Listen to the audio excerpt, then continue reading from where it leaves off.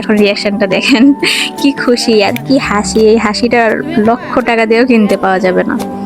এই দেখেন আম্মু আমার কাছে দেখছেন। আসসালামু আলাইকুম। সব সময় তো আম্মু আমার ইচ্ছা পূরণ করে, সব পদক্ষেপে আমার পাশে একজন মানুষ আসছিল, সে হলো আমার মা। কিন্তু আমি তার পাশে এখন পর্যন্ত থাকতে পারিনি বা তার ইচ্ছাগুলোকে এখন পর্যন্ত পূরণ করতে পারিনি, যার জন্য আজকে চলে গিয়েছিলাম তার একটা ছোট্ট ইচ্ছা পূরণ করতে, সেটা হচ্ছে কাচ্চি ভাই।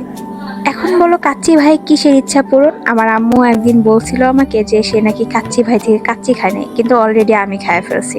তখনই আমার মনের ভিতরে অনেক কষ্ট লাগলো যে না, আমার মার জন্য আমাকে কাচ্চি নিয়ে যেতে হবে। যার জন্য 100 টাকা কেনাকাটা করতে যায় 500 টাকা খরচ করে থুয়ে আসলাম। আস্তে আস্তে অটোতে দেখতেছি ফ্যান্টাসি কিংডম, সবাই তো গেছে সাভারে, কিন্তু আমি এত সাথে হওয়ার সাথেও আমি যাইতে পারিনি। কি একটা দুর্ভাগ্য বলা যায়। যাই হোক, বাসায় এসে আম্মুকে কাচ্চিটা দিলাম। আম্মুকে বলতেছি যে আম্মু বলো তো এটা কি। আম্মু মনে করছে যে রুটি। আম্মু কিন্তু রুটি খেতে অনেক বেশি পছন্দ করে।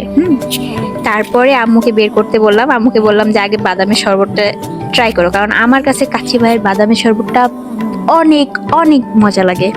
তো আম্মুকে বলতেছি এখানে একটু খাও, একটু দেখি তোমার রিয়াকশনটা কেমন হয়। আম্মু বলতেছে আমি খুলতে পারতেছি না, আমার হাতে ব্যথা। তো আমি বললাম না, আমাকে দাও, আমি খুলে দিই। এই যে খুলে দিলাম আম্মুকে। এখন আম্মুর রিয়াকশনটা দেখে আপনি বুঝতে পারবেন যে আম্মুরও এটা অনেক ভালো লাগছে। আমি জানি আমার যেটা ভালো লাগবে সেটা আমার আম্মুর ভালো না লেগে যাবেই না।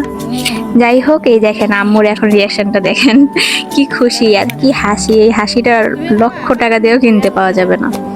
এই দেখেন আম্মু আমার কাছে দেখছেন। যাই হোক, সবাই ভালো থাকবেন। আজকের ভিডিওটা আমার এই পর্যন্তই। আমার আজকে অনেক বেশি ভালো লাগতেছে যে আম্মু কাচ্চি খাইতে চাইছে, এটা আমি খাওয়াইতে পারছি। সবাই দোয়া করবেন যেন এরকম করে ছোটখাটো ইচ্ছাগুলো আমি পূরণ করতে পারি। আর সবাই সবার মাকে ভালোবাসবেন এবং তাদের ইচ্ছা পূরণ করার চেষ্টা করবেন। আমি সবসময় এই কামনাই করি প্রত্যেকটা সন্তান যেন তার মায়ের ছোটখাটো ইচ্ছাগুলো পূরণ করার সক্ষমতা রাখে। সবাইকে এই পর্যন্তই। আল্লাহ হাফেজ।